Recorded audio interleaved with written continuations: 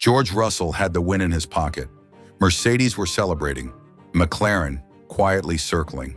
And then, boom! In the closing laps of the Canadian Grand Prix, a move went wrong, a car hit the wall, and the championship fight got a lot more personal. But let's not get ahead of ourselves, because what started as a strategic masterpiece turned into chaos. And the crash that stole the headlines, it wasn't between rivals, it was between teammates. Let's unpack everything that went down in Montreal. You're not going to want to miss this. Right from the lights out, it was Russell's race to lose. He nailed the start, fended off Verstappen into turn 1, and immediately looked like the calmest guy on track. Behind him, Verstappen stuck to him like glue, but never lunged. Maybe because the Red Bull wasn't quite right. Temperatures soared, and Max started lifting early just to cool the car. Advantage, George. Further back, Antonelli was on fire. The rookie wasn't just surviving, he was thriving. While Piastri slipped back early and Hamilton hovered behind Alonso, Kimi made a statement, "I'm here and I'm fast." Strategy was the next major player. While Russell and Verstappen went for early pit stops to protect track position, Lando Norris rolled the dice. He stayed out longer on hard tires, looking for a counterstrike.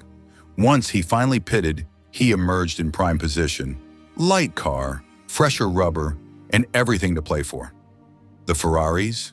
Struggling. Leclerc and Hamilton weren't a factor. Charles was confused about tire strategy, and Lewis picked up damage early on that left him running at half strength. This wasn't their fight. Meanwhile, Norris began reeling in his teammate Oscar Piastri, setting up a battle within the orange camp. Both drivers wanted that upper hand. Both were fast. But there's a fine line between fighting hard and losing everything. Fast forward to the final 10 laps, and the race turned into a pressure cooker. Russell held firm in P1, Verstappen couldn't close, and Antonelli was being hunted down by Piastri. But it was the second McLaren, the number 4 car of Norris, that had everyone holding their breath. Lando had the pace, he had the grip, and he had his sights locked on Piastri. But Oscar had DRS from Antonelli, using it like a shield. It kept him just out of Norris' reach, until it didn't. With a handful of laps left, Norris launched a bold move into turn 10. He got by, but ran wide. Piastri came right back. What followed was a drag race down to the final chicane, wheel to wheel, elbows out. Then came the heartbreak. Norris got the better exit, pulled up alongside, and nudged just a little too far. His front wing clipped Piastri's rear tire, and just like that, Lando was in the wall. Car destroyed, race over. He immediately owned it on team radio. "My fault, I'm sorry." But the damage, both physical and internal, was done. What should have been a double points haul turned into friendly fire. The safety car neutralized the field. No last lap drama, just quiet disbelief. George Russell took the win like a boss.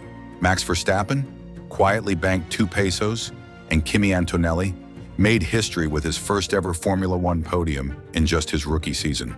Piastri salvaged 4th, but his expression said it all. The Canadian Grand Prix was already a chaotic storm of strategy, collisions, and controversy. But just when everyone thought it was over, a plot twist unfolded off track. One that had fans, teams, and even George Russell himself holding their breath. Red Bull wasn't done racing. They were heading straight to the stewards, carrying allegations that could have flipped the entire result on its head. Their target? The man on the top step of the podium, and their claim that George Russell's victory shouldn't have stood. So what really happened under that late race safety car? Did Russell brake check Verstappen? Was it all part of a plan? Let's unpack the full story, the data, the protest, the drama, and reveal how close George came to losing it all. The final laps of the Canadian Grand Prix didn't end with a bang. They ended with a safety car. The field cruised home after a messy collision between the McLarens. George Russell crossed the line first, taking a hard-earned win just ahead of Max Verstappen. Or so it seemed. Hours later, news broke that Red Bull had officially lodged a protest with the FIA. The target, Russell's conduct behind the safety car. The complaint was twofold: erratic braking by Russell that allegedly caused Verstappen to pass him illegally, a claim of unsportsmanlike behavior, suggesting that George wanted Max to overtake, just so he could report him and trigger a penalty. If that second one sounds dramatic, that's because it is. Red Bull boss Christian Horner didn't pull punches. He said Russell very heavily braked while staring in his mirror and claimed the distance between Russell and the safety car was triple the legal limit. Cue the protest. But Red Bull wasn't just angry. They brought receipts, telemetry data, onboard footage, and a full timeline.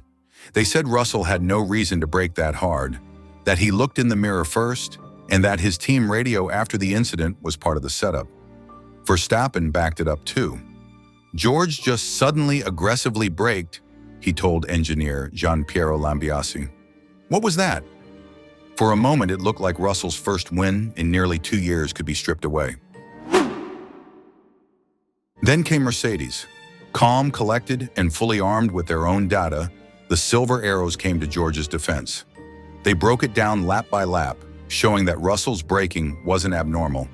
In fact, both he and Max had been doing it throughout the safety car phase.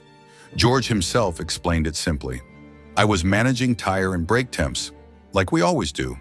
I checked my mirror, saw Max was slightly offset, and applied a safe brake. Not hard, just controlled.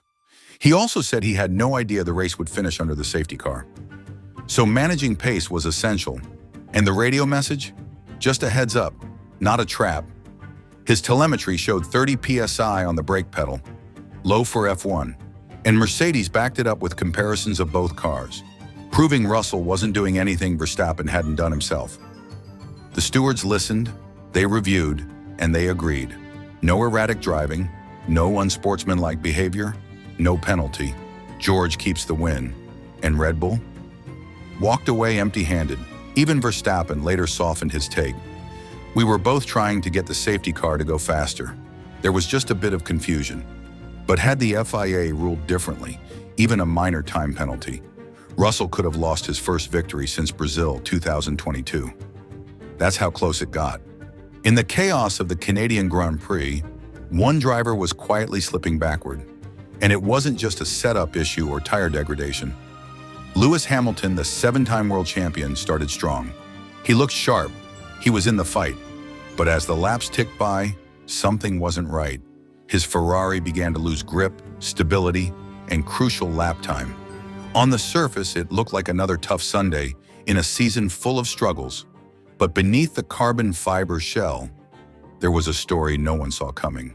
This wasn't about a mechanical failure or even a racing incident. This was something different, bizarre, unexpected, and heartbreaking for Hamilton. Let's break it down. The early laps at Circuit Gilles Villeneuve showed promise. Lewis got off the line well, maintained position, and kept pace with the front pack. His tire management was on point. He was in the zone. But by the midpoint of the race, his Ferrari started drifting backward. Sector times were fading. Straight line speed was inconsistent. Engineers were puzzled. Riccardo Adami, his race engineer, tried to lift his spirits. You're doing well, Lewis. But the data said otherwise.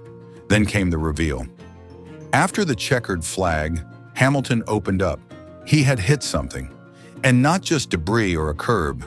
He hit a groundhog. These furry locals are an unfortunate part of racing at Montreal.